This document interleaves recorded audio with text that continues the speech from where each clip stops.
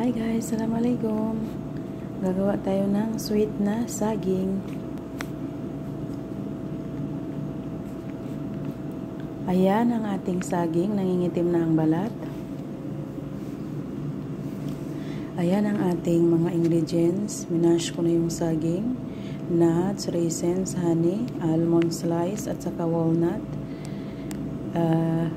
oats, desiccated coconut at saka yung gatas, first milk, 2 baso guys. Tapos nilagay ko na yung saging, isunod natin yung oats.